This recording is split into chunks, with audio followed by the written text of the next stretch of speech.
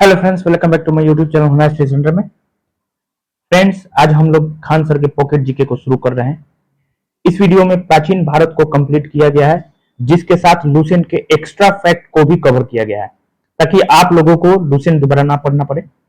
MP excise, MP police, UP police, Bihar दरोगा, UP दरोगा, Bihar SSC, कोई भी वनडे एग्जाम्स हो, इसके बाहर एक भी प्रश्न ना छूटे, इसका पूरा ख्याल रखा गया है। वीडियो को अंत तक जरूर देखें ताकि इसी वीडियो में पूरा याद हो सके। और हाँ, जितना भी एक्स्ट्रा फैक्ट बताया जाएगा उसे नोट करते चलेंगे। टारगेट रहेगा कि एक मंथ में पूरा पॉकेट जीके कंप्लीट किया जाए। इसलिए आप इस चैनल को सब्सक्राइब कर लें ताकि पल पल आने वाले अपडेट्स आप तक पहुंच सके। तो चलिए स्टार्ट करते हैं। प्राचीन भारत के स्रोत, प्राचीन भारतीय इतिहास के स्रोत। तो सबसे पहले देखिए प्राचीन भारतीय इतिहास के स्रोत। एक तो हो जाएगा पुरातात्विक स्रोत, उसके बाद साहित्यिक स्रोत, विदेशी यात्रियों के विवरण, धार्मिक साहित्य और लौकिक साहित्य। ठीक, तो सबसे पहले पुरातात्विक स्रोत को देखते हैं। पुरातात्विक स्रोत, पुरातात्विक स्रोत में अभिलेख। ठीक है, अभिलेख। पुरातात्विक स्रोतों के अंतर्गत सर्वाधिक महत्वपूर्ण स्रोत क्या हो जाएगा? आपका अभिलेख हो जाएगा। अभिलेख पाषाण शिलाओं, स्तंभों, ताम्र पत्रों, दीवारों, मुद्राओं पर उत्खनित है तथा अभिलेखों के अध्ययन को एपिग्राफी कहते हैं। इंपोर्टेंट क्या हो जाएगा? अभिलेखों के अध्ययन को एपिग्राफी कहते हैं। अभिलेखों के अध्ययन को क्या कहते हैं? एपिग्राफी। ठीक, एपिग्राफी कहते हैं। ठीक, नेक्स्ट, सर्वाधिक प्राचीन अभिलेख मध्य एशिया के 1400 ईसा पूर्व। याद रखना है, सर्वाधिक प्राचीन अभिलेख मध्य एशिया के कौन सा? तो मध्य एशिया के 1400 ईसा पूर्व बुगाज कोई अभिलेख नामक स्थान से मिला। याद रखना है कि सर्वाधिक प्राचीन अभिलेख जो है ये बुगाज कोई है मध्य एशिया में। मध्य एशिया में सर्वाधिक प्राचीन अभिलेख कौन सा है? बुगाज कोई अभिलेख नामक स्थान से मिला है। कितना पुराना है? 1400 ईसा पूर्व। यह भी याद रखना है, डेट भी याद रखना है, 1400 ईसा पूर्व। इसमें इंद्र, मित्र, वरुण, नासत्य देवताओं के नाम मिलते हैं। याद रखना है, बुगाज कोई अभिलेख में ही इंद्र, मित्र, वरुण और नासत्य देवताओं का नाम मिलता है। जबकि भारत में सबसे प्राचीन अभिलेख अशोक के अभिलेख है, जो कि 300 ईसा पूर्व है। ठीक है, तो क्वेश्चन देखिए किस टाइप का बनेगा, एकदम कंफ्यूजन वाला क्वेश्चन। ठीक, कि इनमें से कौन सबसे प्राचीन अभिलेख है? ऑप्शन में पहले नंबर पे दे देगा अशोक का अभिलेख। ठीक, 2 नंबर पे दे देगा बुगाज कोई। तो याद रखना है, इनमें से सबसे प्राचीन अभिलेख कौन सा हो जाएगा? बुगाज कोई। लेकिन अगर इस टाइप से क्वेश्चन पूछे कि इनमें से भारत का सबसे पुराना, सबसे प्राचीन अभिलेख कौन सा है, तब बुगाज कोई नहीं मारना होगा। क्या मारना होगा? अशोक का शिलालेख। जब भारत में पूछे, भारत में सबसे प्राचीन पूछे, तो अशोक का क्या हो जाएगा? अशोक का अभिलेख हो जाएगा, जो कि 300 ईसा पूर्व पुराना है। ठीक, मध्य एशिया में पूछेगा तो बुगाज कोई। इस तरह पूछेगा सबसे प्राचीन, भारत का चीज तो नहीं हो, सबसे प्राचीन अभिलेख हो तो बुगाज कोई मरना है। ठीक, बुगाज कोई जो कि 1400 ईसा पूर्व प्राचीन है। ठीक, लेकिन अगर भारत का पूछेगा तो ये अशोक का अभिलेख हो जाएगा। नेक्स्ट देखिए,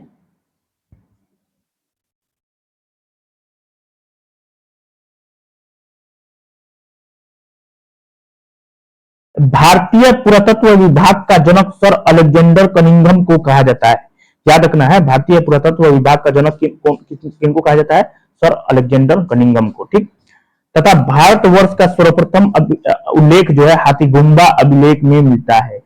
याद रखना है, भारतवर्ष का सर्वप्रथम उल्लेख हाथीगुम्बा अभिलेख में मिलता है। यवन राजदूत हेलिओडोरस का बेस नगर से गरुड़ स्तंभ लेख प्राप्त होता है, जिसमें मध्य भारत में भागवत धर्म विकसित होने का प्रमाण मिलता है। सीधा सा क्वेश्चन पूछेगा, भागवत धर्म विकसित होने का प्रमाण किस स्तंभ लेख में मिलता है? तो याद रखना है, गरुड़ स्तंभ लेख में। ठीक, गरुड़ स्तंभ लेख में भागवत धर्म विकसित होने का प्रमाण किस अभिलेख में मिलता है? गरुड़ स्तंभ लेख। ठीक है, दुर्भिक्ष शब्द का सर्वप्रथम उल्लेख सौगौरा अभिलेख में मिलता है। याद रखना है, सौगौरा अभिलेख में दुर्भिक्ष शब्द का सर्वप्रथम उल्लेख मिलता है सौगौरा अभिलेख में। ठीक, सॉरी, एरन जो कि मध्य प्रदेश में स्थित है ना, एरन जगह है मध्य प्रदेश में, से प्राप्त वर्रा भगवान पर हुल राज तोरमान का लेख अंकित अंकित है तथा सती प्रथा का पहला लिखित साक्ष्य मिलता है। बहुत ही इंपोर्टेंट रहेगा, सती प्रथा का पहला लिखित साक्ष्य किसमें मिलता है, तो एरन अभिलेख में मिलता है। ठीक है, याद रखना है, एरन अभिलेख में सती प्रथा का पहला लिखित साक्ष्य मिलता है। रेशम बुनकर की श्रेणियों की जानकारी मंदसौर अभिलेख से प्राप्त होती है। क्या याद रखना है, मंदसौर अभिलेख से रेशम बुनकर की श्रेणियों की जानकारी प्राप्त होती है। मंदसौर अभिलेख से रेशम बुनकर की श्रेणियों की जानकारी मंदसौर अभिलेख से प्राप्त होती है।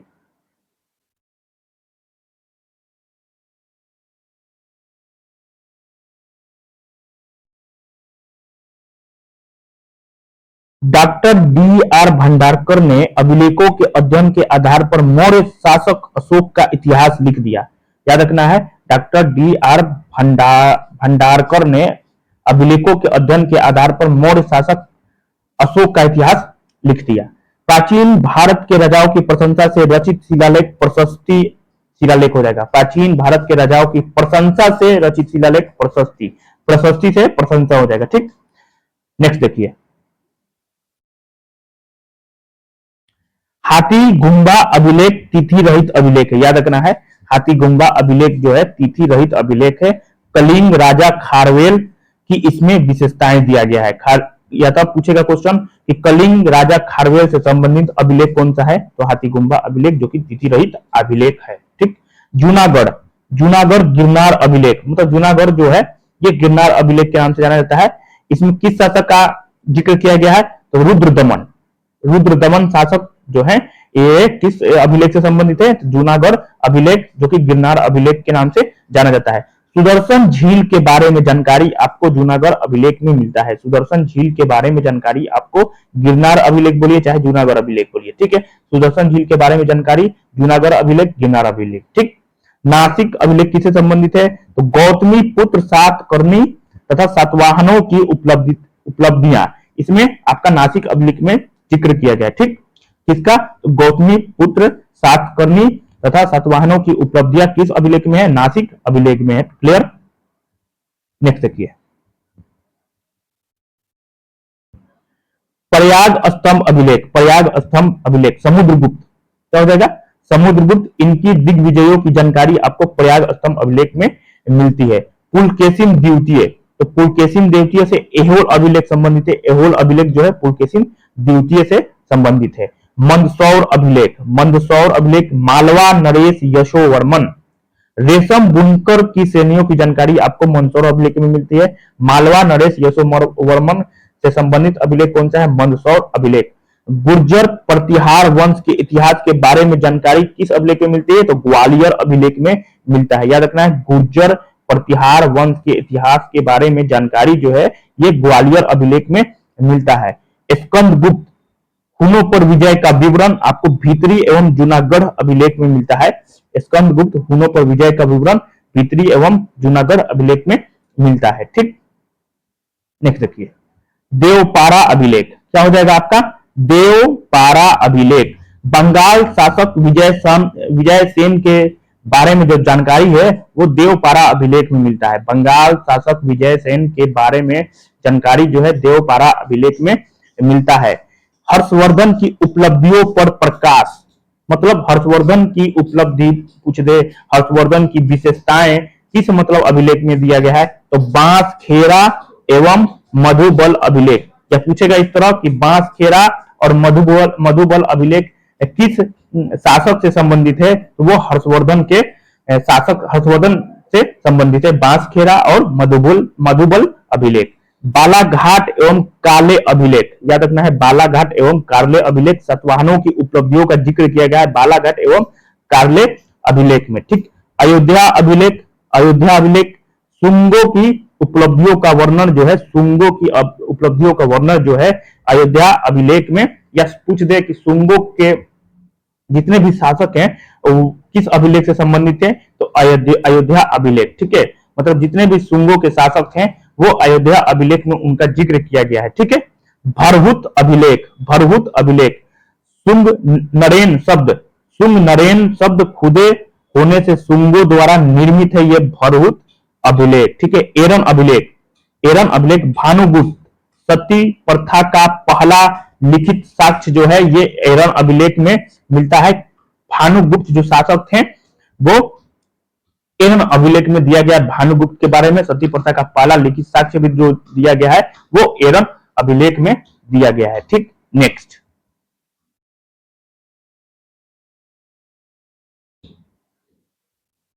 नेक्स्ट देखते हैं।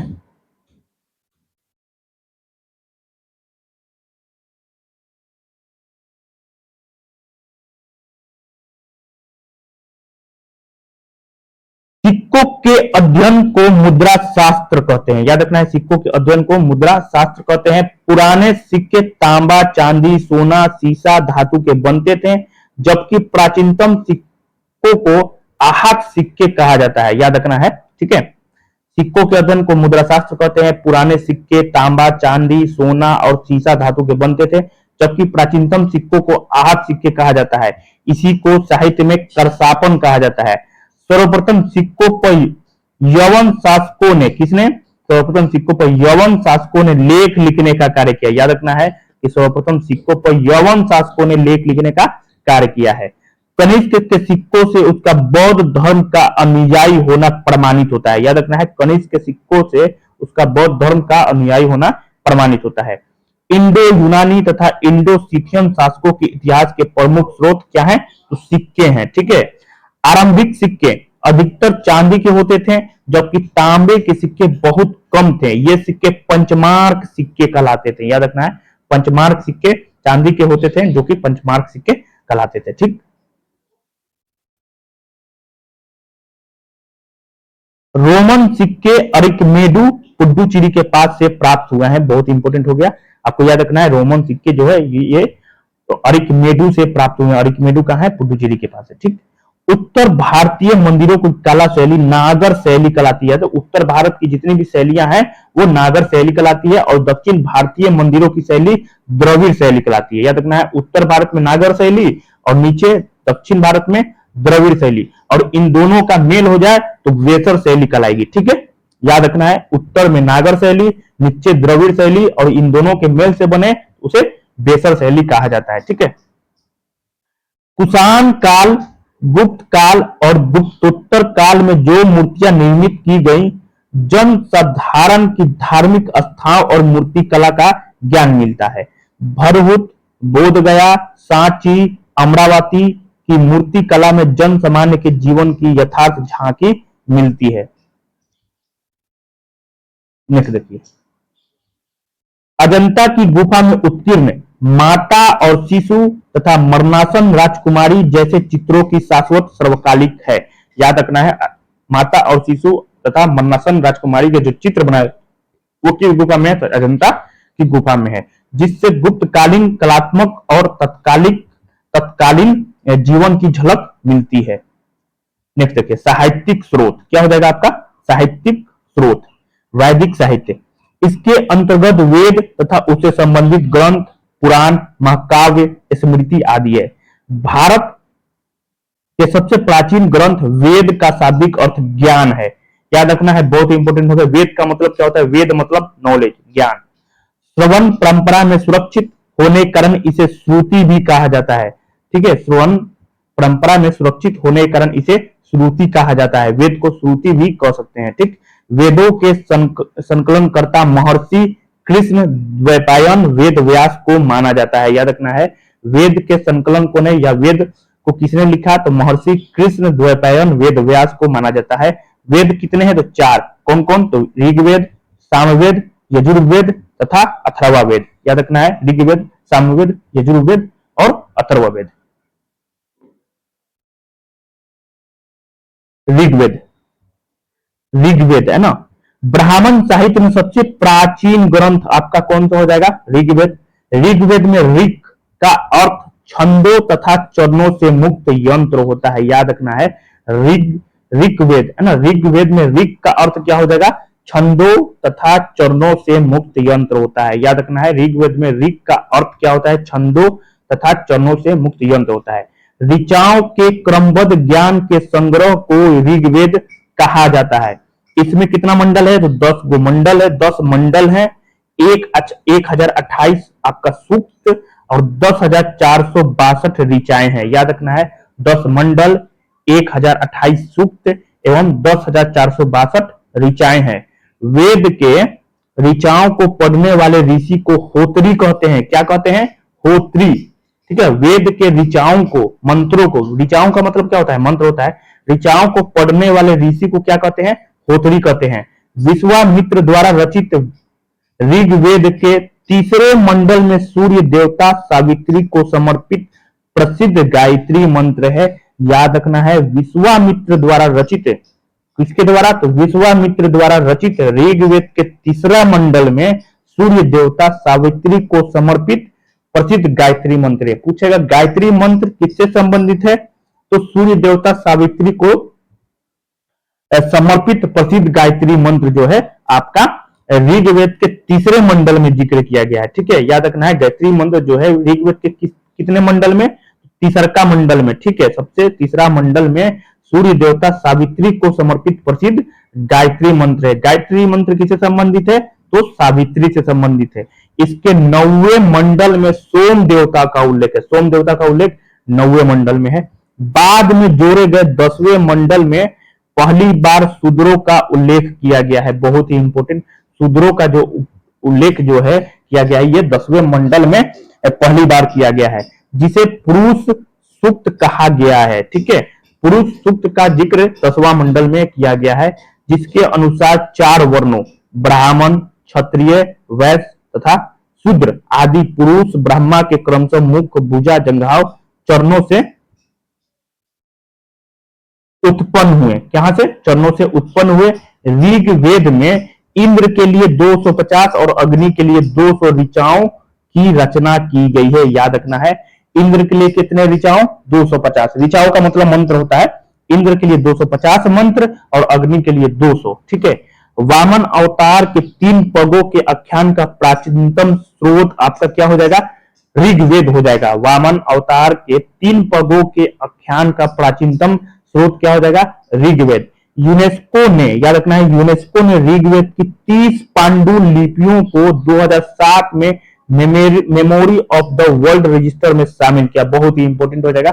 यूनेस्को ने ऋग्वेद के कितने पांडुलिपियों को? तो 30 पांडुलिपियों को कब शामिल किया था आपने memory of the world register में? 2007 में। कब? 2007 में। ठीक है, नेक्स्ट देखिए यजुर्वेद। क्या हो जाएगा? यजुर्वेद। यजुर्व का अर्थ है यज्ञ।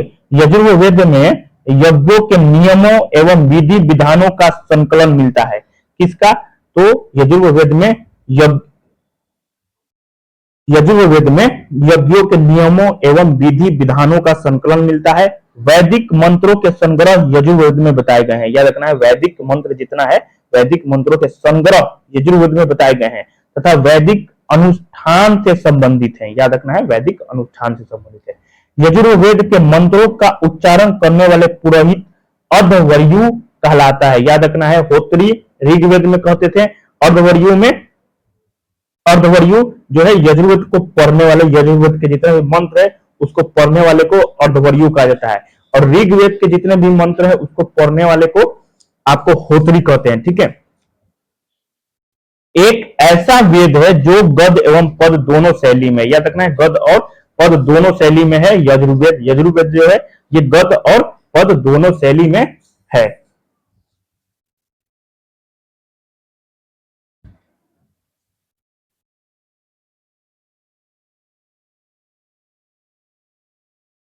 कर्मकांड भी आपका इसी में दिया है। याद रखना है कि कर्मकांड हो गया, कहीं दिया गया है तो यजुर्वेद का यज्ञ, यजुर्वेद में यज्ञ के नियम में विधि विधानों का संकलन मिलता है। कर्मकांड याद रखेगा, अनुष्ठान, कर्मकांड, यज्ञ संबंधी मंत्र। ठीक है, कर्मकांड भी इसमें इसका जिक्र, कर्मकांड किससे संबंधित है? ठीक है, कर्मकांड जो है यजुर्वेद से संबंधित है, जैविक किया है। यहाँ पे देखिए एक ऐसा वेद है जो गद एवं पद दोनों शैली में है। यजुर्वेद कर्मकांड प्रधान है। ठीक है, इसके 2 भाग है, एक तो कृष्ण यजुर्वेद और शुक्ल यजुर्वेद। कृष्ण यजुर्वेद और शुक्ल यजुर्वेद। याद रखना है, कृष्ण यजुर्वेद जो है ये गद्य में है ना, गद्य एवं पद में तो दोनों हो गया, यजुर्वेद जो है गद्य एवं पद में है, इसमें गद्य में कौन हो जाएगा, तो कृष्ण यजुर्वेद हो जाएगा, और पद में हो जाएगा शुक्ल यजुर्वेद। याद रखना है, गद्य में कृष्ण यजुर्वेद हो जाएगा और शुक्ल शुक्ल यजुर्वेद में पद हो जाएगा। ठीक, नोट कर लीजिएगा। सामवेद देखते हैं अब सामवेद। साम का शाब्दिक अर्थ है ज्ञान या संगीत। इसमें मुख्यतः यज्ञों के अवसर पर गाए जाने वाले मंत्र होते हैं, उनका संकलन है। इसके मंत्रों को गाने वाला उद्गाता कहलाता है। इसे भारतीय संगीत का जनक कहा जाता है। सामवेद में 1875 ऋचाएं हैं। कितने?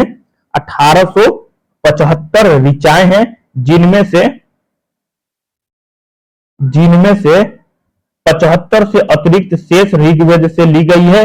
अवेद, गंधर्व वेद इसकी प्रमुख शाखाएं हैं। याद रखें, गंधर्व वेद जो है इसकी प्रमुख शाखाएं हैं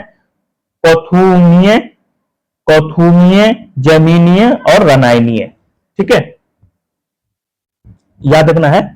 ठीक है, पंचवीस तांड सामवेद का ब्राह्मण ग्रंथ है। याद रखना है, पंचवीस या तांडे है ना, पंचवीस बोलिए या तांडे बोलिए, ये क्या हो जाएगा आपका सामवेद का ब्राह्मण ग्रंथ है। ठीक है, कौथुम, याद रखना है, कौथुमीय, जैमिनीय, रामायणीय, ये क्या है, तलावकार सामवेद की कौन सी है, तो शाखाएं हैं। ठीक है, याद रखना है, कौथुमीय, जैमिनीय, रामायणीय। ठीक है, कौथुमीय, रामायणीय, जैमिनीय या तलावकार, क्या क्या, एक तलावकार, तलावकार हो जाएगा, जैमिनीय को ही तलावकार कहा जाता है। ये शाखाएं हैं, क्या है, तो सामवेद की शाखाएं। सामवेद की कितनी शाखाएं, एक तो कौथुमीय हो जाएगा, रामायणीय हो जाएगा, जैमिनीय हो जाएगा। ठीक है, ये क्या है, तो ये शाखाएं हैं।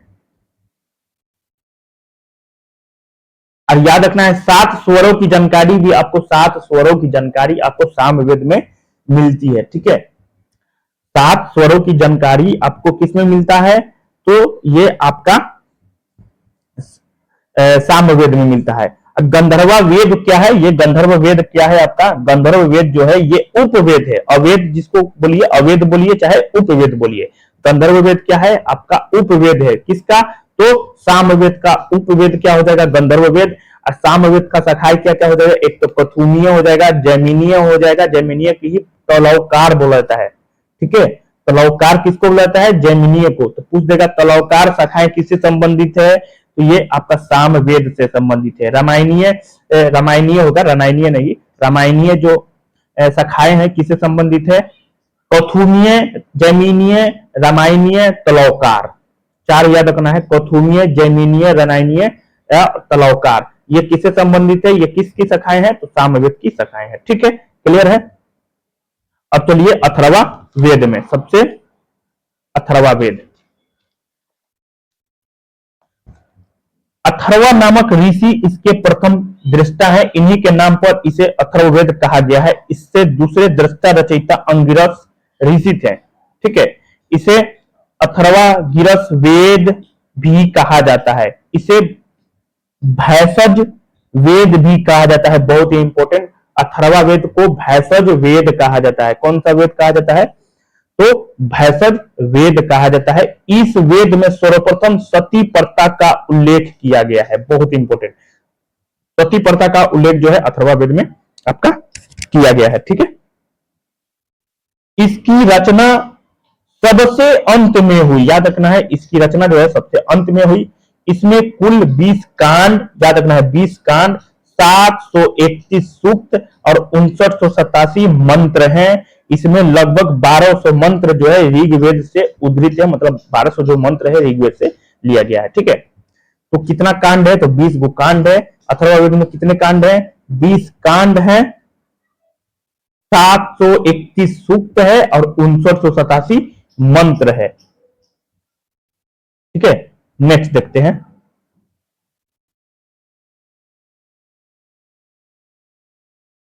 यह भौतिकवादी वेद है। इसमें सामान्य मनुष्यों के विचारों अंधविश्वासों का विवरण मिलता है। किसका? तो मनुष्य के विचार, अंधविश्वासों जैसे जादू टोना टोटके का मतलब जादू टोना का उल्लेख भी आपको अथर्ववेद में मिलता है। इसमें चिकित्सा पद्धतियों व औषधियों का उल्लेख किया गया है। इसका उपवेद क्या हो जाएगा? आपका शिल्पवेद। पहले तो याद रखना है मनुष्यों के जितने भी विचार है ये सब आपका अथर्ववेद में है। अंधविश्वास जैसे आपको जादू टोना टोटका है ना, ये अंधविश्वास में आ गया। तो अंधविश्वास का भी जिक्र आपको अथर्ववेद में सबसे ज्यादा मिलता है। औषधि का, चिकित्सा का, ठीक है, ये सब जिक्र जो है आपको अथर्ववेद में मिलता है। ठीक, इस वेद में आर्य एवं अनार्य सभ्यता एवं संस्कृति का प्रभाव दिखाई देता है। अथर्वा वेद में परीक्षित कुरुओं को राजा कहा गया है। याद रखना है, अथर्वा वेद में परीक्षित कुरुओं का राजा कहा गया है। इसमें सभा एवं समिति की प्रजापति की दो पुत्रियां कहा गया है। पृथ्वी सूक्त अथर्ववेद का प्रतिनिधि सूक्त माना जाता है। याद रखना है, पृथ्वी सूक्त अथर्ववेद का प्रतिनिधि सूक्त माना जाता है। 4 वेदों के एक उपवेद हैं। ऋग्वेद का उपवेद क्या हो जाएगा? आयुर्वेद। याद रखना है, ऋग्वेद का उपवेद क्या हो जाएगा? आयुर्वेद। सामवेद का हो जाएगा गंधर्व वेद हो जाएगा। यजुर्वेद का उपवेद क्या हो जाएगा? धनुर्वेद। और अथर्ववेद का उपवेद क्या हो जाएगा? अर्थशास्त्र हो जाएगा। ठीक है, याद रखना है ये सब, है ना। ऋग्वेद का उपवेद आयुर्वेद, ऋग्वेद का उपवेद आयुर्वेद, सामवेद का उपवेद क्या हो जाएगा? गंधर्व वेद हो जाएगा। और आपका यजुर्वेद का उपवेद क्या हो जाएगा? आपका धनुर्वेद। और अथर्वा वेद का उपवेद क्या हो जाएगा? अर्थशास्त्र बोलिए चाहे अर्थवेद बोलिए। ठीक, अर्थवेद, अथर्वा वेद का उपवेद अर्थशास्त्र बोलना है या अर्थवेद बोलना है। ठीक है, अब याद रखना है, एक और हम रिपीट करवाते रहे। ऋग्वेद के पुरोहित को क्या कहा जाता है? तो होत्री कहा जाता है। ऋग्वेद के पुरोहित को क्या कहा जाता है? होत्री कहा जाता है। क्या कहा जाता है? होत्री। ऋग्वेद के पुरोहित को क्या कहता है? होत्री कहा जाता है। सामवेद का उद्गाता, हम बोले तो सामवेद का उद्गाता हो जाएगा। यजुर्वेद का पुरोहित क्या हो जाएगा? अर्धवर्य हो जाएगा। अथर्ववेद का पुरोहित, याद रखना है, अथर्ववेद का पुरोहित कौन हो जाएगा? अथर्ववेद का पुरोहित जो है ये ब्रह्मा हो जाएंगे। कौन हो जाएंगे? ब्रह्मा। कौन? तो ब्रह्मा हो जाएंगे। अथर्ववेद का पुरोहित कौन हो जाएगा? ब्रह्मा हो जाएगा। ठीक है, ये सब आप लोगों को याद रखना है। ठीक, एक और बात, इसका कोई भी आरण्यक ग्रंथ नहीं है। अथर्वा वेद का कोई भी आरण्यक ग्रंथ नहीं है, ये नोट कर लीजिएगा। अथर्ववेद का कोई आरण्यक ग्रंथ नहीं है। ठीक है, गोत्र शब्द का उल्लेख सर्वप्रथम बार मिलता है अथर्वा वेद में। अथर्वा वेद में ही गोत्र शब्द का, याद रखना है, गोत्र शब्द का उल्लेख जो है ये अथर्वा वेद में ही सर्वप्रथम मिलता है। ठीक है, चांदी एवं गन्ने का सर्वप्रथम उल्लेख अथर्वा वेद में मिलता है। ठीक है, याद रखना है, चांदी एवं गन्ने का सर्वप्रथम उल्लेख जो है आपको किसमें मिलता है? तो ये अथर्वा वेद में। इसमें नहीं दिया है, हम एक्स्ट्रा में जो फैक्ट बता रहे हैं उसको नोट करते चलिएगा, लिखने का कोई जगह नहीं है, इसलिए आप लोग क्या कीजिएगा कि आप लोग नोट कर लीजिएगा कि चांदी एवं गन्ने का सर्वप्रथम जो उल्लेख है वो अथर्वा वेद में ही मिलता है। ठीक है, अब आइए ब्राह्मण साहित्य क्या हो जाएगा? ब्राह्मण साहित्य। इनकी रचना वैदिक संहिताओं की व्याख्या करने हेतु सरल गद्य में की गई। ब्रह्मा का अर्थ यज्ञ है अथवा यज्ञ के विषयों का प्रतिपादन करने वाले ग्रंथ ब्राह्मण कहलाते हैं। ऐतरेय में राज्याभिषेक के नियम एवं प्राचीन राजाओं के नाम दिए गए हैं। याद रखना है, ऐतरेय में राज्याभिषेक के नियम एवं प्राचीन राजाओं के नाम दिए गए। याद रखना है, ऐतरेय में। ठीक है, सतपथ ब्राह्मण में गंधार, शैल, कैकेयी, कुरु, पंचाल, कौशल, विदेह आदि राजाओं का नाम जो है उल्लेख है। ठीक है, याद रखना है, सतपथ ब्राह्मण में गंधार, शल्य, कैकेयी, कुरु, पंचाल, कौशल, विदेह आदि राजाओं का नाम उल्लेख है। अब आइए ब्राह्मण ग्रंथ। तो ऋग्वेद का उपनिषद क्या हो जाएगा? ऐतरेय और कौशिक की एक क्या हो जाएगा? एक, है ना, ए और क। ऋग्वेद का क्या हो जाएगा? उपनिषद ऐतरेय और कौशिक की। उपवेद बताइए कि हम उपवेद क्या बताए हैं? आयुर्वेद। ठीक है, ऋग्वेद का उपवेद क्या है? आयुर्वेद। और ऋग्वेद का ब्राह्मण ग्रंथ आपका ऐतरेय एवं कौशिक की। ठीक है, एक। उपनिषद भी एक ऐतरेय कोशित की, एक ऐतरेय कोशित की, ऋग्वेद का ब्राह्मण ग्रंथ भी ऐतरेय एवं कोशित की। ठीक, उपवेद का हो जाएगा आयुर्वेद हो जाएगा। यजुर्वेद का उपनिषद देखिए, एक तो कठ हो जाएगा, कठोपनिषद बोला जाता है, कठोपनिषद क्या बोला जाता है, कठोपनिषद। ठीक है, श्वेताश्वर क्या हो जाएगा, श्वेतवास्वर। ईसोपनिषद क्या बोलता है, ईसोपनिषद, शॉर्टकट में दिया हुआ है, हम पूरा बता रहे हैं। ठीक है, तो कठोपनिषद, श्वेताश्वर निषद, ईसोपनिषद, तैत्रेय निषद, मैत्रायणी, विहिद्रान्यक। ठीक है, याद रखना ये जितने भी ये क्या है, यजुर्वेद के उपनिषद है। कठोपनिषद, श्वेताश्वर निषद, ईसोपनिषद, तैत्रेयोपनिषद, मैत्रायणी निषद, विहिदारण्यक। ठीक है, विहिदान्यक क्या हो जाएगा, विहिदान्यक। इसमें एक और नहीं दिया है, याद रखना है, मुंडोपनिषद क्या हो जाएगा आपका, मुंड क्या हो जाएगा, मुंडकोपनिषद। मुंडकोपनिषद जो है नहीं दिया है यजुर्वेद में, यजुर्वेद का उपनिषद में आ जाएगा मुंडकोपनिषद, मुंडकोपनिषद। ठीक है, क्या याद रखना है, मुंडकोपनिषद। एक तो हो जाएगा कठोपनिषद, श्वेताश्वर, ईसोपनिषद।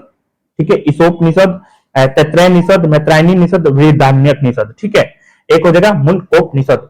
उपवेद का हो जाएगा धनुर्वेद हो जाएगा, और ब्राह्मण ग्रंथ, यजुर्वेद का ब्राह्मण ग्रंथ एक तो सतपथ है, एक तैत्तिरीय है। ठीक है, सतपथ और तैत्तिरीय ब्राह्मण ग्रंथ किसका है, यजुर्वेद का है।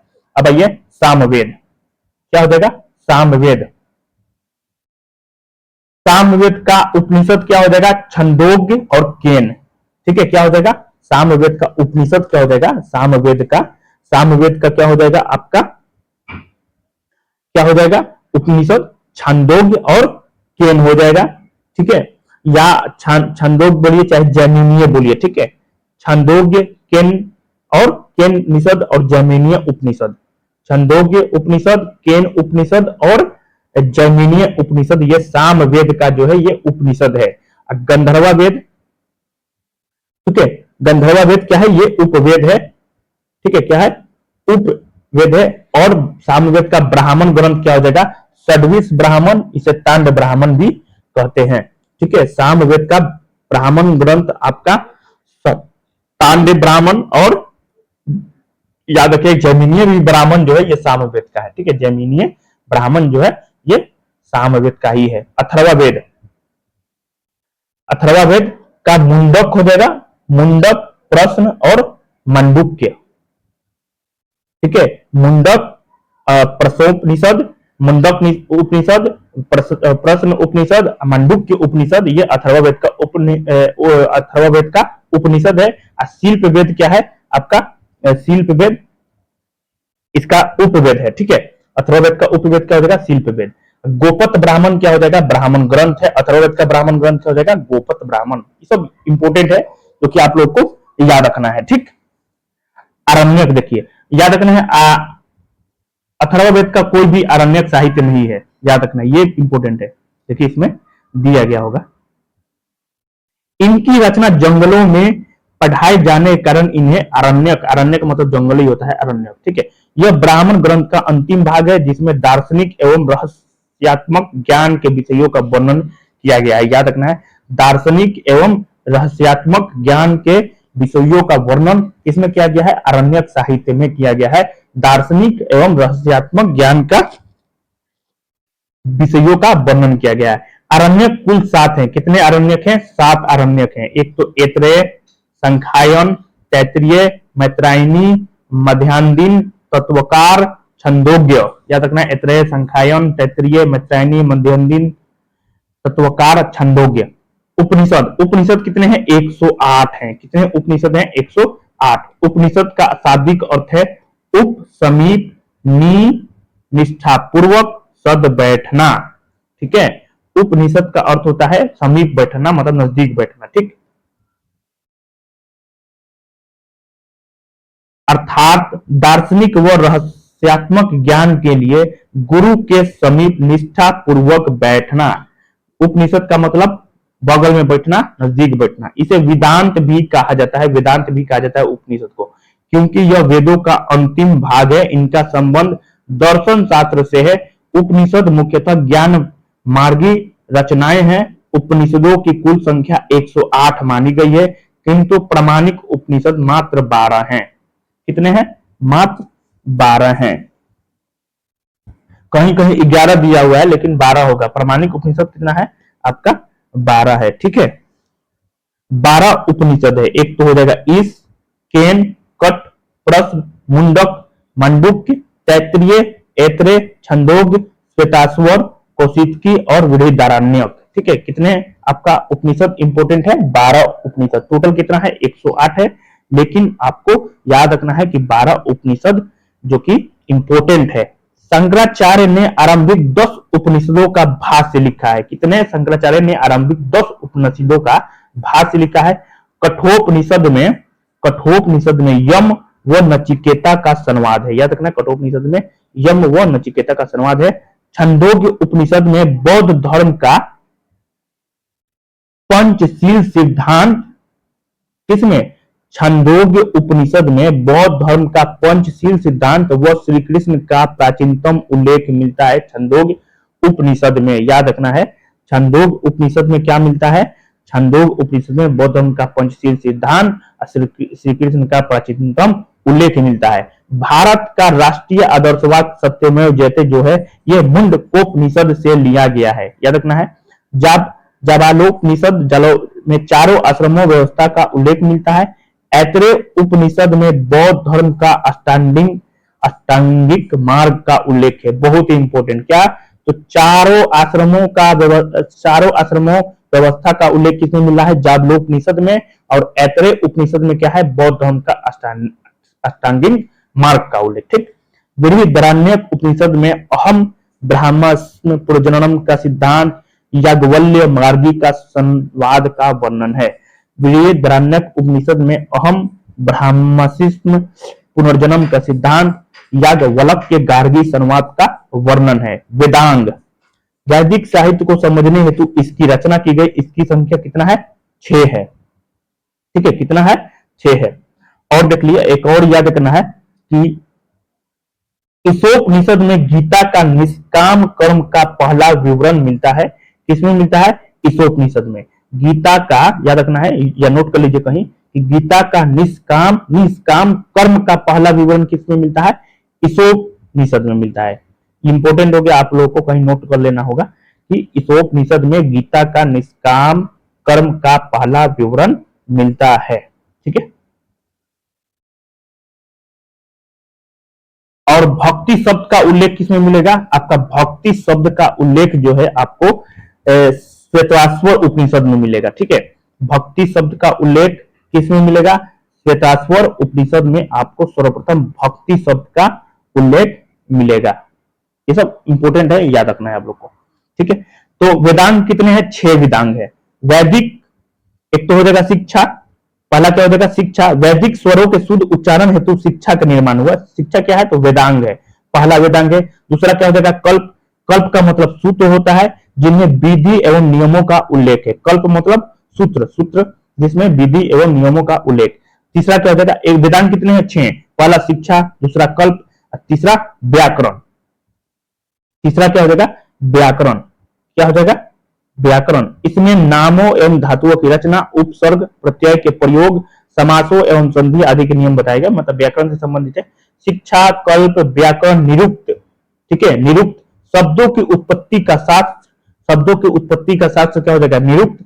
यह एक प्रकार का भाषा विज्ञान है, निरुक्त, है ना। याद रखना है, क्या हो जाएगा? वेदांग कितने हैं? 6। पहला शिक्षा, दूसरा कल्प, तीसरा व्याकरण, चौथा निरुक्त, पांचवा छंद। छंद में क्या है? वैदिक मंत्र प्राय छंद बुद्ध है। ठीक है, मतलब वैदिक मंत्र किसमें दिया है? आपको छंद में दिया गया है।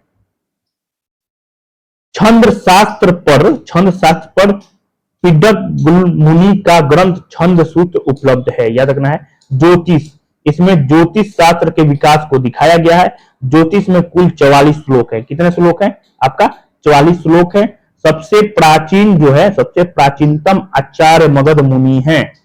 ज्योतिष में कुल 44 श्लोक हैं। कितने श्लोक हैं? 44 श्लोक हैं, जिसमें प्राचीनतम आचार्य मगध मुनि है। सूत्र, वैदिक साहित्य को अक्षुण्ण बनाए रखने के लिए सूत्र साहित्य का प्रणयन किया गया। ऐसे सूत्र जिसमें विधि और नियमों का प्रतिपादन किया जाता है कल्प सूत्र कहलाते हैं। कल्प सूत्र के 3 भाग हैं, एक तो स्रोत सूत्र, गृह्यसूत्र, श्रुत सूत्र, ठीक है। क्या हो जाएगा, कितने कल्प सूत्र के 3 भाग है, स्रोत सूत्र। यज्ञ संबंधी नियम आपको स्रोत सूत्र में मिलता है, याद रखना है। यज्ञ संबंधी नियम जो है आपको स्रोत सूत्र में मिलता है। गृह सूत्र में लौकिक एवं परलौकिक कर्तव्यों का विवेचन, गृह सूत्र में लौकिक एवं परलौकिक कर्तव्यों का विवेचन जो है आपको गृह सूत्र में मिलता है, ठीक है। नेक्स्ट,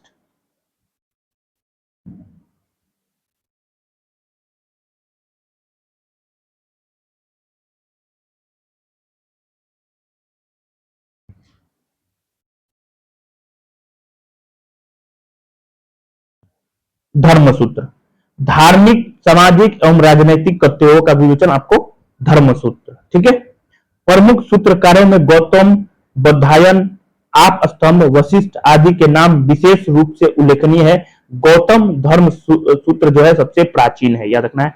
पुराण, पुराण का शाब्दिक अर्थ प्राचीन आख्यान होता है, याद रखना है। पुराण का मतलब प्राचीन आख्यान, पुराण का मतलब प्राचीन आख्यान। क्या हो जाएगा, पुराण का मतलब प्राचीन आख्यान हो जाएगा, ठीक है।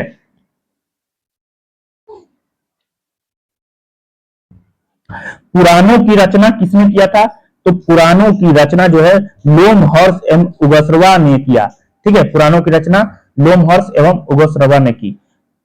5वीं से 4वीं शताब्दी ईसा पूर्व पुराण ग्रंथ अस्तित्व में आ चुके थे, ठीक है। अमरकोश में पुराणों के 5 विषय बताए गए हैं। मार्कंडेय, ब्रह्मा, वायु, विष्णु, भागवत और मत्स्य सबसे प्राचीन पुराण है। भागवत और मत्स्य सबसे प्राचीन पुराण है।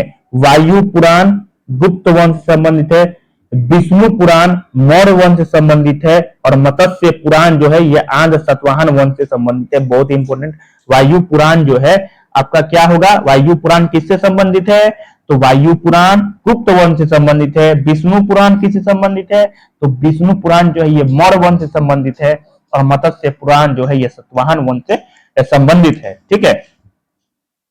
मत्स्य, वायु, विष्णु, भागवत, ब्रह्मा पुराण में ही राजाओं की वंशावली पाई जाती है। सामाजिक एवं सांस्कृतिक दृष्टि से अग्नि पुराण काफी महत्वपूर्ण है, जिसमें राजा के साथ साथ कृषि संबंधी विवरण भी आपको, राजपाट के साथ साथ कृषि संबंधी विवरण भी आपको अग्नि पुराण में दिया गया है, ठीक है। सर्वप्रथम पार्जिटर ने पुराणों के ऐतिहासिक महत्व को पढ़ा, इंपोर्टेंट हो गया। सर्वप्रथम किसने, पार्जिटर, पार्जिटर ने पुराणों के ऐतिहासिक महत्व को पढ़ा, याद रखना है, ठीक है। याद रखना है विष्णु के 10 अवतार, विष्णु के 10 अवतार का विवरण किसमें मिलना है, मिलता है पुराणों से प्राप्त होता है, मत्स्य पुराण से, ठीक है। विष्णु के 10 अवतारों का विवरण जो है मत्स्य पुराण से प्राप्त होता है, याद रखना है, ठीक है। पुराणों की संख्या कितना है, 18 है। पुराणों की संख्या कितनी है, 18 है, याद रखना है। क्या है, कितना है, 18, पुराणों की संख्या 18।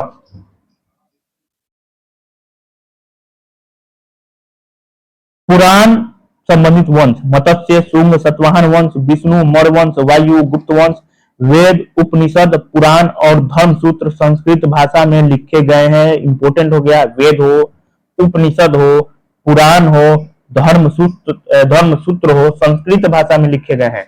वैदिक भजनों या मंत्रों के संग्रह को संहिता कहा जाता है। क्या कहा जाता है, वैदिक भजन या मंत्र के संग्रह को क्या कहा जाता है, आपका संहिता कहा जाता है। अब आ गया स्मृति, साहित्य बोलिए या ग्रंथ बोलिए। अब आइए मनु स्मृति, ठीक है। क्या हो जाएगा, मनु स्मृति। प्राचीनतम स्मृति शुंग व सतवाहन वंश की जानकारी। जर्मन दार्शनिक नीत्शे कहता है बाइबल को जला दो, मनु स्मृति को अपनाओ, ठीक है। मनु स्मृति, प्राचीनतम स्मृति शुंग व सतवाहन वंश की जानकारी किसमें मिलता है, सबसे प्राचीनतम स्मृति कौन सा है, तो मनु स्मृति। शुंग व सातवाहन वंश की जानकारी आपको मनुस्मृति में मिलता है। जर्मन दार्शनिक है नीत्शे, ये क्या कहते हैं कि बाइबल को जला दो और मनुस्मृति को अपनाओ। किसने कहा था? तो नीत्शे ने कहा था। याद रखना है आप लोगों को, नीत्शे ने कहा था कि बाइबल को जला दो और मनुस्मृति को अपनाओ। टीकाकार भारूची, मेधातिथि, गोविंदराज, कुल्लुक भट्ट, ठीक है। याज्ञवल्क्य स्मृति, टीकाकार विश्वरूप, विज्ञानेश्वर अपराध, ये याज्ञवल्क्य स्मृति है। नारद स्मृति में दासों की मुक्ति का उल्लेख है। इंपोर्टेंट हो गया, नारद स्मृति में दासों की मुक्ति का उल्लेख है, ठीक है।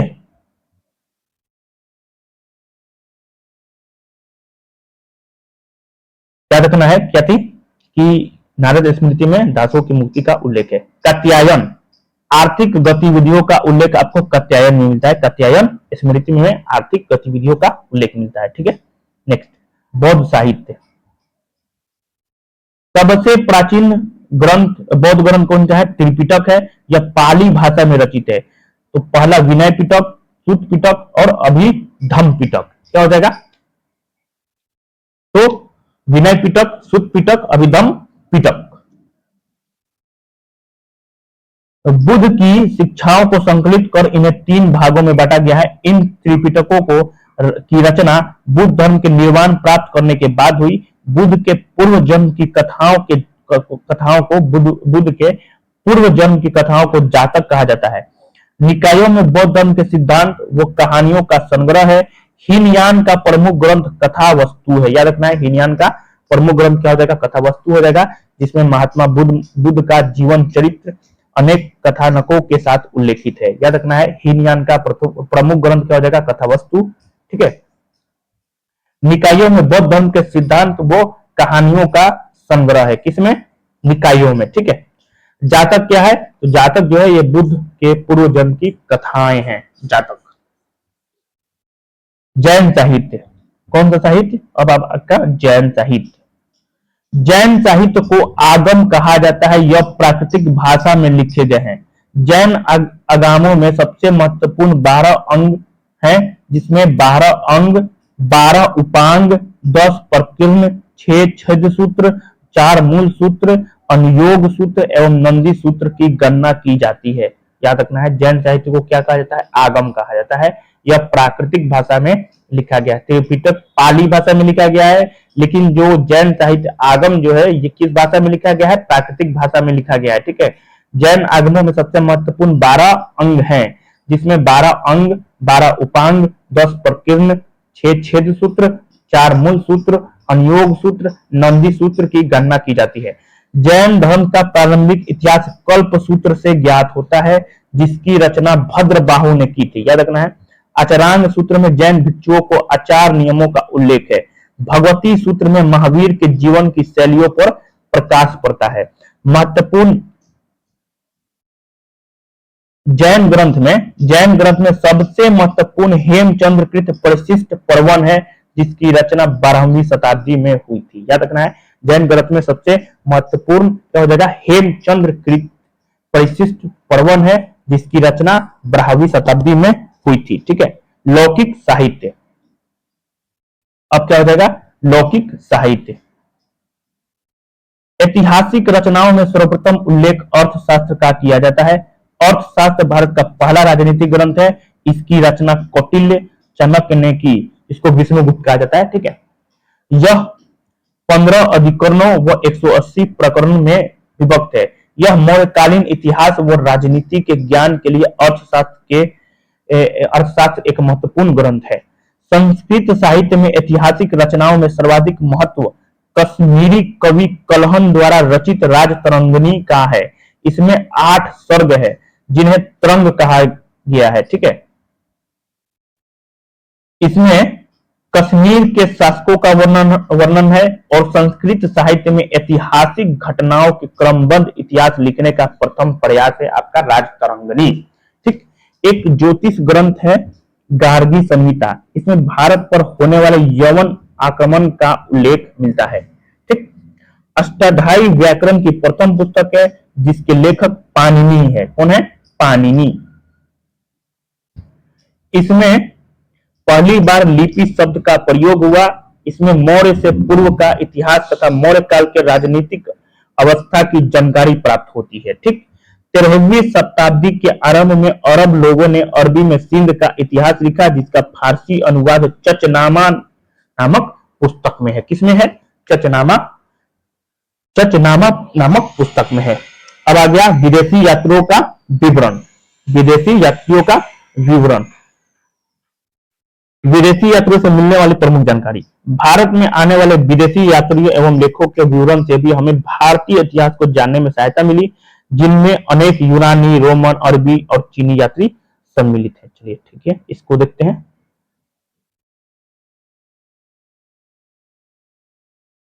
यूनानी रोमन लेखक।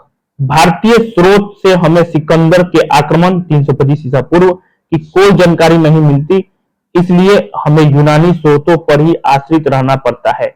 सिकंदर के समकालीन एक भारतीय राजा सेंड्रोकोट्स का नाम मिलता है, जो यूनानी लेखकों स्ट्रोबो व जस्टिन ने किया। ठीक है, सिकंदर के समकालीन एक भारतीय राजा सेंड्रोकोट्स का नाम मिलता है, जो यूनानी लेखकों स्ट्रेबो व जस्टिन ने किया। एरियन तथा प्लूटार्क ने उसे एंड्रोकोट्स, याद रखना है, एरियन तथा प्लूटार्क ने उसे एंड्रोकोट्स और फिलाकर्स ने सेंड्रोकोट्स के नाम से उल्लेखित किया। ठीक, स्ट्रेबो, डियोडोरस, प्लिनी, एरियन नामक यूनानी विद्वान क्लासिकल लेखक के रूप में जाने जाते हैं। ठीक है, टेसियस कौन है? यह ईरानी राजवैद्य है। ठीक है, टेसियस कौन है? यह ईरानी राजवैद्य था। हेरोडोटस, इसे इतिहास का पिता कहा जाता है। अपनी पुस्तक हिस्टोरिका 5वीं शताब्दी ईसा पूर्व में लिखी।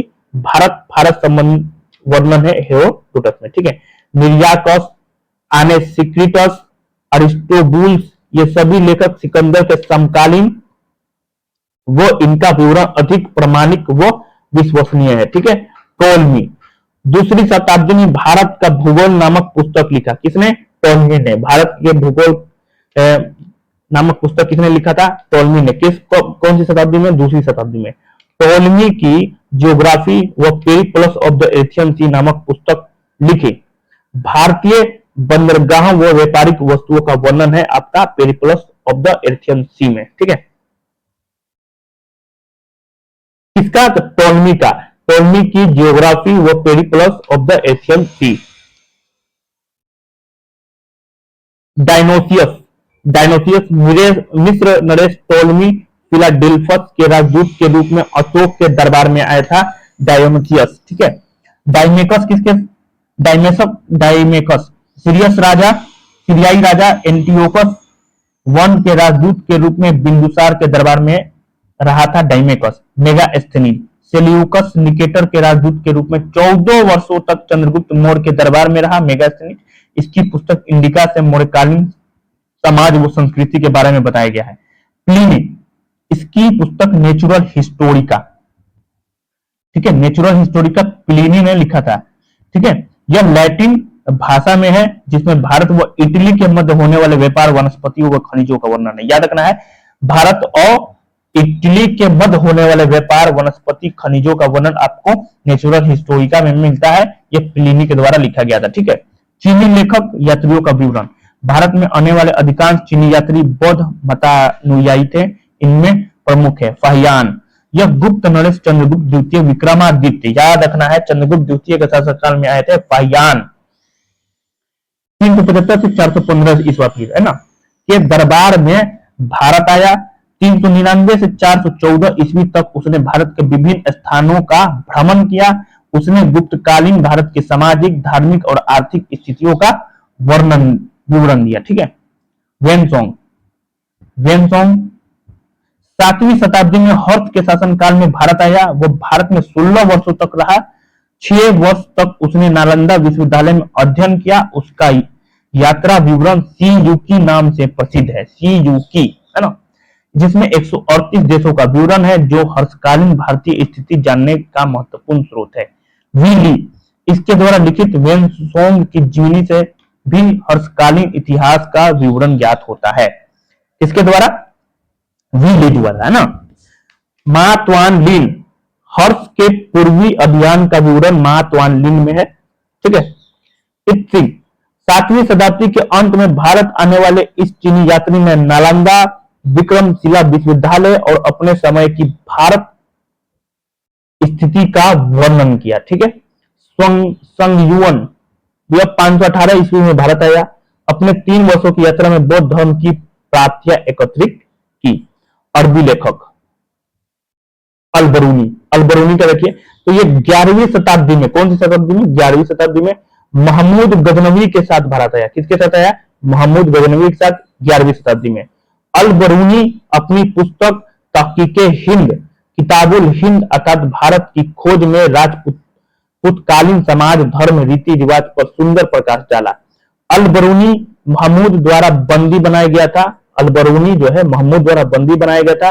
बाद में उसकी योग्यता से प्रभावित होकर उसे राज्य ज्योतिष बना दिया गया। यह रवीना उज्बेकिस्तान का था, याद रखना है, रवीना उज्बेकिस्तान का रहने वाला था अल-बरूनी।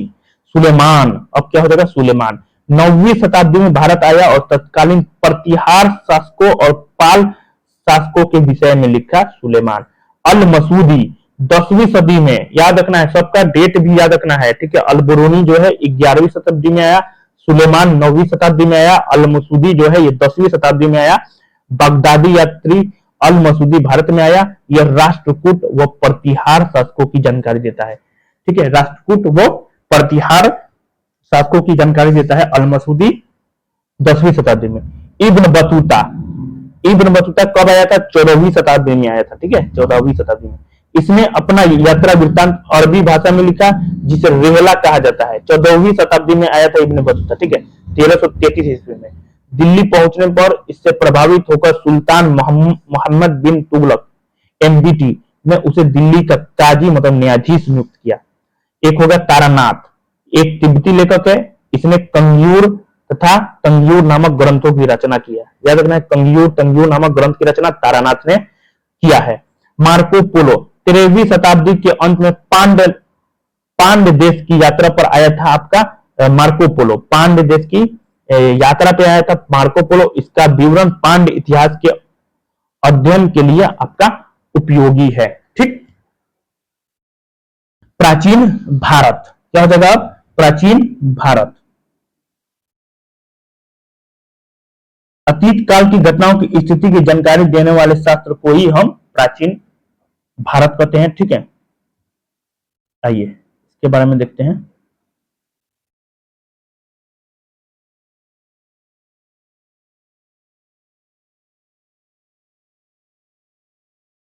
प्राचीन भारतीय इतिहास की विशद सामग्री को सार्वजन एवं समझने योग्य बनाने के लिए इतिहासकारों ने इसे 3 भागों में बांटा। एक तो प्राग ऐतिहासिक काल, आदि ऐतिहासिक काल और ऐतिहासिक काल। कितने भाग में बांटा? प्राग ऐतिहासिक काल, आदि ऐतिहासिक काल और ऐतिहासिक काल। प्राग ऐतिहासिक काल, इस काल का इतिहास पूर्णतः पुरातात्विक साधनों पर निर्भर है। इस काल में मनुष्यों के कोई लिखित साधन उपलब्ध नहीं है, इसलिए इसे प्राग ऐतिहासिक काल कहा जाता है। मतलब कोई भी लिखित साक्ष्य जो है उपलब्ध नहीं है, प्राग ऐतिहासिक काल कहलाता है। ठीक है। इस काल में मनुष्यों के कोई भी लिखित साक्ष्य आपका प्राप्त नहीं है, इसलिए इसे प्राग ऐतिहासिक काल कहते हैं। आदि ऐतिहासिक काल, इतिहास का ऐसा काल जिसके लिए लेखन कला के प्रमाण तो हैं, लेकिन या तो वे अपुष्ट हैं या उनकी लिपि को समझना कठिन है। मतलब ना ही उसको पढ़ सकते हैं। ठीक है। ऐसे काल को आदि ऐतिहासिक काल कहते हैं। इस काल के इतिहास लेखन के लिए साहित्यिक एवं पुरातात्विक साधनों का प्रयोग किया जाता है। इस काल के अंतर्गत 2500 से 600 ईसा पूर्व के मध्य काल आता है। ठीक है। ऐतिहासिक काल, इसका मतलब पढ़ा जा सकता है ना। जिस काल के लिए लिखित सामग्री उपलब्ध है और जिसमें मानव शब्द बन चुका है, उस काल के अंतर्गत 600 ईसा के बाद का काल आता है, जिसे ऐतिहासिक काल कहते हैं। ठीक है। प्राग ऐतिहासिक काल। ठीक है। प्राग ऐतिहासिक काल को प्रस्तर युग भी कहते हैं। याद रखना है, प्राग ऐतिहासिक काल को प्रस्तर युग भी कहते हैं। तथा भारत में पाषाणकालीन सभ्यता की खोज सर्वप्रथम 1863 ईस्वी में आरंभ हुई, जब भारतीय पुरातत्व सर्वेक्षण विभाग के विद्वान रॉबर्ट ब्रूस फुट ने पलवरम का है मद्रास से पूर्व पाषाण कालीन उपकरण पत्थर की हाथ की कुल्हाड़ी से प्राप्त किया। याद रखना है ये, है ना।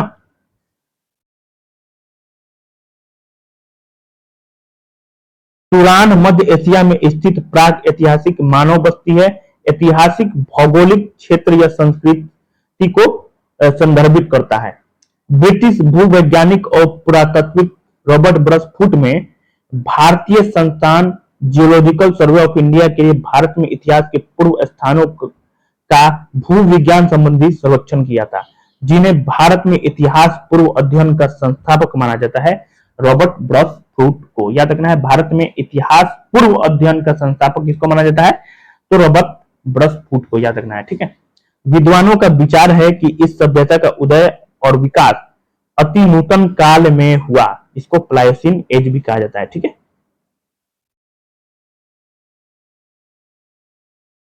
अब तक की जानकारी के अनुसार 400 करोड़ वर्ष पुरानी पृथ्वी की 4 अवस्थाओं में से चौथी और अंतिम अवस्थाओं के 2 भाग हैं, अतिनूतन, अद्यतन। अतिनूतन जो है ये 10 लाख वर्ष से 10,000 वर्ष पूर्व, और अद्यतन युग को आज से 10,000 वर्ष पूर्व आरंभ माना जाता है, ठीक है। मानव सभ्यता के इस प्रारंभिक काल को सुविधा अनुसार 3 भागों में बांटा गया है। एक तो पूरा पाषाण काल जो कि 5 लाख से 50,000 ईसा पूर्व हो जाएगा, जिसको आखेटक तथा खाद्य संग्राहक काल कहा जाता है, ठीक है। पूरा पाषाण काल को आखेटक व खाद्य संग्राहक काल कहा जाता है। मध्य पाषाण काल 10,000 ईसा पूर्व से 7,000 ईसा पूर्व, इसको आखेटक व पशुपालक कहा जाता है, ठीक है। आखेटक वो पशुपालक काल कहलाता है मध्य पाषाण काल। नव पाषाण काल या उत्तर पाषाण काल 9,000 ईसा पूर्व से 7,000 ईसा पूर्व, ठीक है। पूरा पाषाण काल प्राग ऐतिहासिक काल का समय 5 लाख ईसा पूर्व से 2500 ईसा पूर्व तक माना जाता है। भारत में पूरा पाषाण युगीन सभ्यता का विकास प्लाईस्टोसिन या हिम युग में हुआ। इंपोर्टेंट हो गया ये आपका। भारत में पूरा पाषाण युगीन सभ्यता का विकास जो है प्लाईस्टोसिन या हिम युग में हुआ। पूरा पाषाण काल के मानव की जीविका का मुख्य आधार आखेटक शिकार था, और शिकार ही इस काल में आदि मानव के मनोरंजन का साधन था, ठीक। इसका प्रमाण कुल्हाड़ी, हैंड एक्स, विदारनी, क्लोवर जिसको गंडासा मतलब खंडक का उपयोग, जिसके अवशेष पंजाब की सोहन नदी घाटी से मिलते हैं। बहुत इंपोर्टेंट हो गया। इसका प्रमाण कुल्हाड़ी, विदारनी और गंडासा खंडक का उपयोग, जिसके अवशेष जो है पंजाब की सोहन नदी घाटी से मिलते हैं।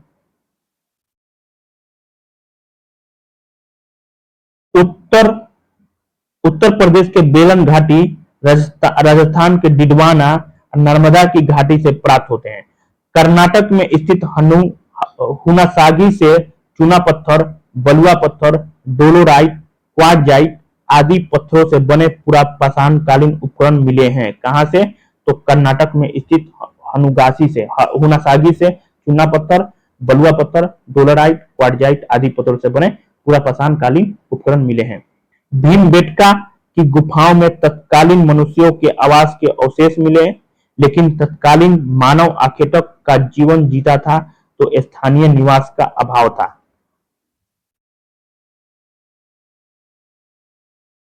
मध्य प्रदेश के नर्मदा नदी घाटी में स्थित हथनौरा गांव से 70,000 वर्ष पुरानी होमो इरेक्टस मानव की खोपड़ी के अवशेष मिले हैं। कहां से?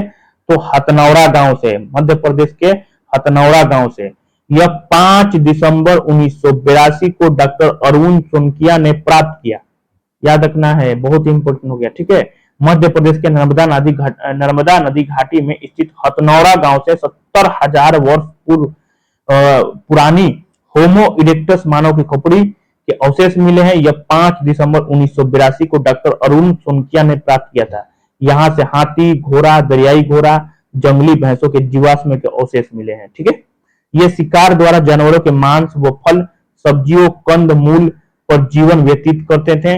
उच्च पूरा पाषाण युग में ज्ञानी मानव का प्रवेश हुआ, मतलब उच्च पूरा पाषाण युग में ज्ञानी मानव का प्रवेश हुआ, ठीक है।